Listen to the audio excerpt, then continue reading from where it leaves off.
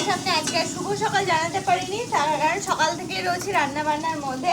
আর basically আজকে আমি কি রান্না করছি জানো? সকালবেলা আমি তো একটু ডালিয়া করেছিলাম, আর ডালিয়ার সাথে দেখো তোপসে ফ্রাই। এগুলো হচ্ছে তোপসে ফ্রাই। ওহ, যা খেতে হয়েছে না সে কি বলবো। এই দেখো অনেকগুলো অনেকগুলো করা হয়েছিল, প্রায় 20-22টা তো হবেই। তার মধ্যে এখন মাত্র বেঁচে আছে কটা বলো তো? 5টা 6টা মাত্র আর ফ্রাই আছে।